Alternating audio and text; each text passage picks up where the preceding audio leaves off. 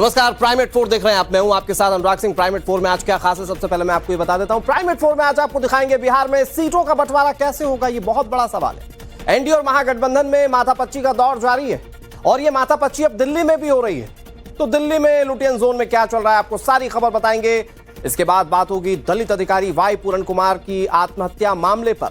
आत्महत्या हुई क्यों और क्या आरोपी पुलिस वालों पर एक्शन लिया जा रहा है, आपको चंडीगढ़ से ग्राउंड रिपोर्ट हम दिखाएंगे।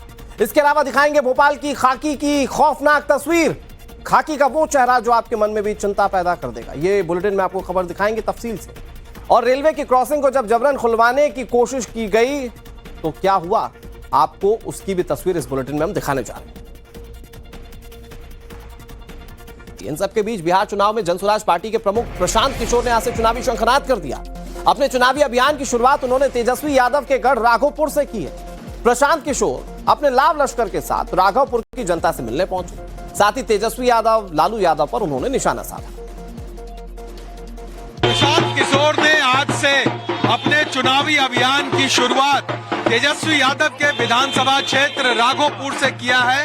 और आप देखिए राघोपुर पहुंचे हैं प्रशांत किशोर और यहाँ पर उनका स्वागत जो है वो जगह जगह किया जा रहा है। ढोल नगाड़े के साथ जो स्वागत है प्रशांत किशोर का राघोपुर में हो रहा है। चूंकि तेजस्वी यादव का विधानसभा क्षेत्र है ये, और इस जगह पर प्रशांत किशोर पहुंचे हैं और अपने चुनावी अभियान की शुरुआत उन्होंने इसी राघोपुर से करने का ऐलान किया था और आज यहाँ पर पहुंचे भी हैं। उनसे ये भी सवाल पूछा गया था कि क्या वो यहाँ से शुरुआत चुनावी अभियान की? नहीं, हम तो आज आए हैं लोगों से मिलने, सलाह करेंगे और आप लोगों के माध्यम से कम इतना तो जरूर होगा कि देश भर की जनता देखेगी कि सामाजिक न्याय और जाति की राजनीति करने वाले लोग और कैसे लोगों से वोट लेने के बाद जो लोग राजा बन गए उनके क्षेत्र के लोग किस दशा में रह रहे हैं। ये आपके माध्यम से पूरा देश देखेगा कि ये इन लोगों ने अपने लोगों के लिए क्या किया है, अपने जाति के लोगों के लिए क्या किया है। कुछ नहीं किया है।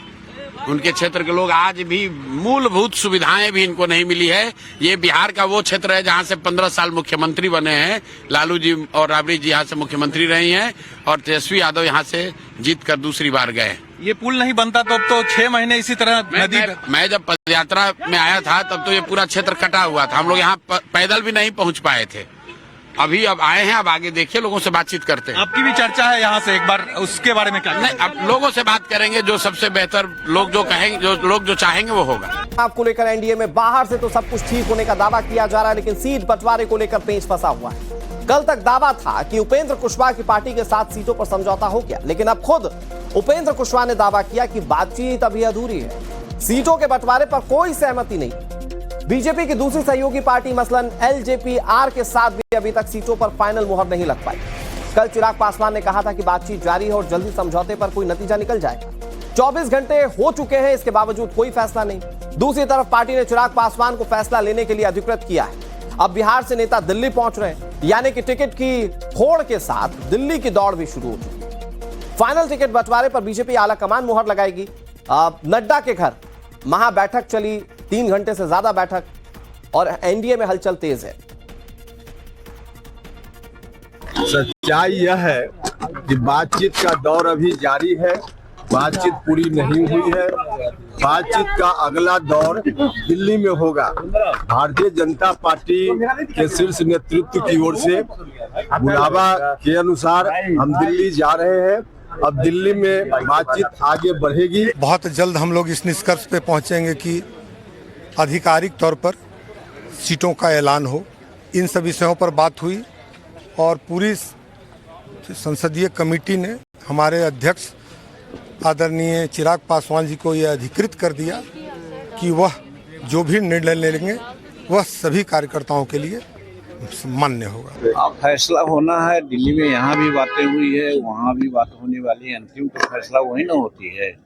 तो हम एनडीए के पार्टनर हैं, एनडीए के नेता लोग तो दिल्ली में ही बैठे हैं। हमारे सभी लोग गए भी हैं, हम भी पीछे से जा रहे हैं। बावजूद अब तक परिवार पोस्टमार्टम के लिए राजी नहीं हुआ।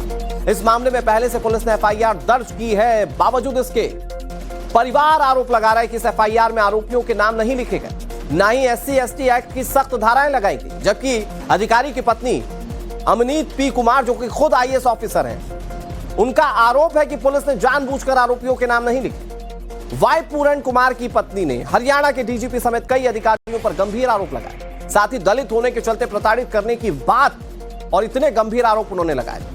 दूसरी तरफ चंडीगढ़ पुलिस का कहना है कि इस मामले में हाई लेवल एसआईटी गठित की गई है और उसकी रिपोर्ट के बाद पुलिस अधिकारियों के नाम एफआईआर में शामिल करने पर फैसला लिया जाए।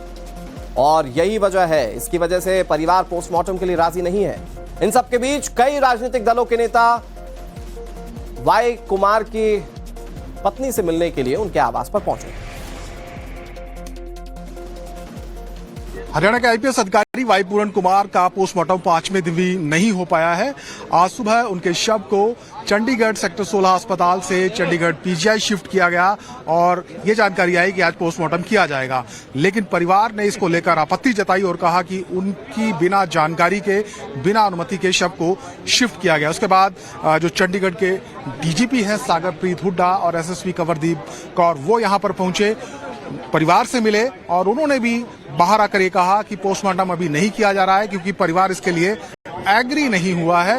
हालांकि उन्होंने कहा कि हमने रिक्वेस्ट की है कि पोस्टमार्टम फिलहाल करा लिया जाए। बहरहाल अब एक कमेटी गठित की गई है 31 सदस्यीय और इस कमेटी ने कल एक महापंचायत चंडीगढ़ में बुलाई है और उसमें साफ तौर पर कहा गया है कि जब तक गिरफ्तार नहीं होंगे हरियाणा के डीजीपी और रोहतक के एसपी नरेंद्र बिजारनिया, तब तक पोस्टमार्टम नहीं कराया जाएगा। नरेंद्र बिजारनिया जो कि रोहतक के एसपी थे, उनको फिलहाल पद से हटा दिया गया है, लेकिन गिरफ्तारी अभी तक किसी की नहीं हुई है। इसके साथ साथ जो परिवार ने मांग की थी अमनित पी कुमार ने कि एफआईआर में अमेंडमेंट्स किया जाए और जो आरोपी हैं उनका नाम साफ तौर पर एफआईआर में लिखा जाए, वो भी अमेंडमेंट अभी फिलहाल देखने को नहीं मिला है। बहरहाल तमाम सियासी दलों के नेता यहां पर आ रहे हैं, परिवार के साथ वो बैठकर उनका दुख साझा कर रहे हैं, श्रद्धांजलि प्रकट कर रहे हैं और उनका ये कहना है कि वो परिवार के साथ खड़े हैं, न्याय मिलना चाहिए।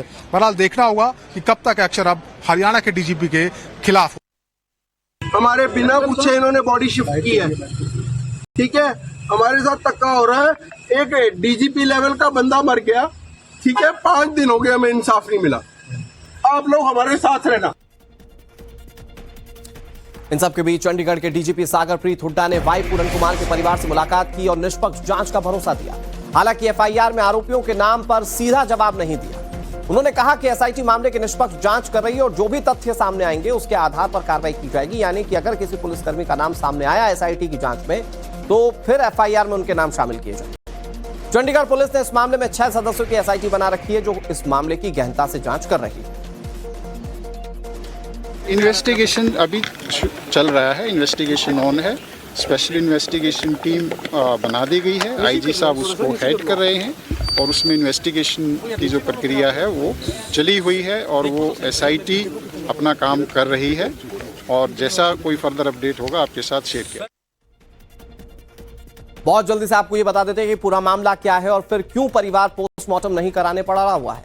दरअसल वाई पूरन कुमार की पत्नी ने कल चंडीगढ़ के एसएसपी को चिट्ठी लिखी। इस चिट्ठी में उन्होंने बताया कि एफआईआर में आरोपियों के नाम साफ दर्ज नहीं किए गए। उन्होंने यह भी कहा कि जरूरत हो तो पुरानी एफआईआर में नई धाराएं जोड़ दी जाएं। डीजीपी शत्रुजीत कपूर, एसपी नरेंद्र बिजारनिया का नाम इसमें जोड़े जाने की बात उनकी पत्नी ने कही। एफआईआर के कॉलम 7 में सभी आरोपियों के नाम लिखे जाने की बात वाई पूरन कुमार की पत्नी ने कही। SC/ST एक्ट की कमजोर धारा को मजबूत करने की बात भी उन्होंने कही। जेब और लैपटॉप से सुसाइड नोट की कॉपी दिए जाने की मांग की गई। एफआईआर की फाइनल कॉपी पीड़ित परिवार को मिले, ये मांग मृतक अधिकारी की पत्नी की ओर से रखी गई। इन सबके बीच आईपीएस वाई पूरन कुमार की आत्महत्या मामले में हरियाणा सरकार ने बड़ा एक्शन लिया है। हरियाणा सरकार ने रोहतक के एसपी नरेंद्र बिजारनिया का ट्रांसफर कर दिया है। SP Narendra Bijarnia suicide case में आरोपी हैं। हरियाणा सरकार ने एसपी नरेंद्र बिजारनिया को नई पोस्टिंग भी नहीं दी।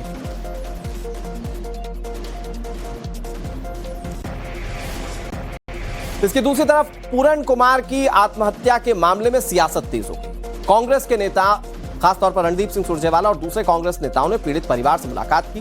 पूरन कुमार के परिवार से मुलाकात के बाद रणदीप सिंह सुरजेवाला ने परिवार के लिए न्याय की मांग की। रणदीप सिंह सुरजेवाला ने कहा कि सरकार और शासन को न्याय की कसौटी पर खरा उतरने की इस मामले में एक बड़ी चुनौती।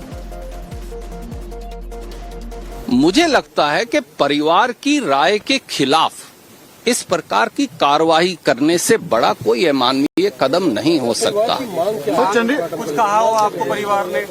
पी अमनीत कुमार जी जो कहना चाहती थी उन्होंने लिखकर दे दिया है, आपने उसे बाकायदा दिखाया और चलाया है।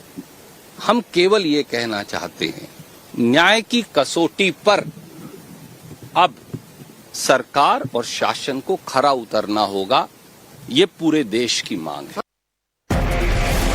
इधर मुख्यमंत्री नायब सिंह सैनी ने इस पर बड़ा बयान दिया। दोषी कोई भी हो बख्शा नहीं जाएगा, सरकार मामले की पूरी जांच कराएगी, परिवार को न्याय देने का काम सरकार करेगी, ये मुख्यमंत्री नायब सिंह सैनी ने कहा है।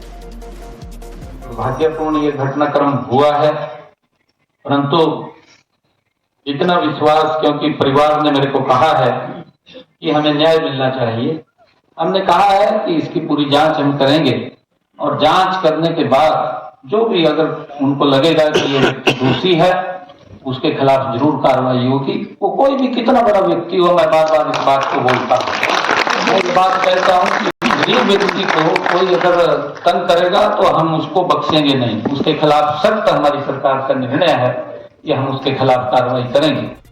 किया है। अलवर में आईएसआई का जासूस मंगत सिंह गिरफ्तार किया गया, जिसकी कोर्ट में पेशी हुई। जयपुर की कोर्ट में मंगत को 3 दिन के रिमांड पर भेज दिया गया है। पाकिस्तान को यह सीक्रेट इंफॉर्मेशन लीक कर रहा था। पाकिस्तान ने इसे हनी ट्रैप में फंसाकर टारगेट किया था। 2 साल से खबर यह है कि यह जानकारी लीक कर रहा था। ईशा शर्मा नाम की एक महिला जो कि पाकिस्तानी एजेंट है, उस महिला ने इसे हनी ट्रैप में फंसाया था और उसके बाद यह आईएसआई को अपनी जानकारी देने लगा। अब इसकी गिरफ्तारी हो चुकी है। अलवर के रहने वाले मंगत सिंह को गिरफ्तार किया जा चुका है। ऑपरेशन सिंदूर के बाद इंटेलिजेंस विंग ने दरअसल स्ट्रेटेजिक इंपॉर्टेंस वाले इलाकों में पैनी निगरानी शुरू कर दी थी और इसमें अलवर बहुत महत्वपूर्ण है। यहां छावनी इलाके में निगरानी के दौरान मंगत सिंह रडार पर आया था, जिसकी गतिविधियों पर एजेंसी को शक हुआ और फिर जब इसे हिरासत में लिया गया, मोबाइल रिकॉर्ड्स खंगाले गए तो बहुत सारी चीजें पता चली। पता ये चला कि कैसे ये पाकिस्तान को जानकारियां साझा कर रहा था और अब इसकी गिरफ्तारी हो चुकी है। ईशा शर्मा का नाम आया, केस के साथ गिरफ्तारी करी आपने, एक बार चलने दो। कैसे आप क्या क्या जानकारियां दे रहे थे? आपसे आरोप लग रहा है कि कैंट से जुड़ी हुई जानकारी आपने दी। ईशा शर्मा कौन है? मंगत कौन है ईशा शर्मा? लगातार आप तमाम जानकारियां साझा कर रहे थे, क्या मकसद था आपका? आईएसआई के संपर्क में आप थे?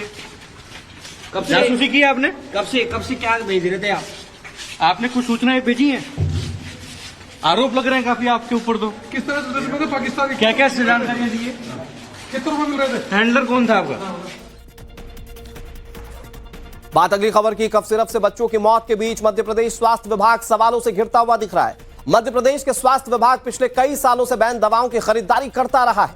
ये दवाएं सुप्रीम कोर्ट के आदेश के बाद से ही बैन है, लेकिन सीएजी की रिपोर्ट जो सामने आई उसमें यह पता चला कि मध्य प्रदेश सरकार बैन दवाओं में डील कर रही। साल 2017 से 2022 के बीच में 1.76 करोड़ की बैन दवाएं खरीदी गई, यानी कि 1,76,00,000 रुपए की बैन दवाएं खरीदी गई। सरकारी अस्पतालों में ये बैन की गई दवाएं बांटी गई। दवाओं पर 2016 में सुप्रीम कोर्ट बैन लगा चुका था। 2016-17 में मेट्रोनिडाजोल और नॉर्फ्लोक्सिन की खरीद की गई थी।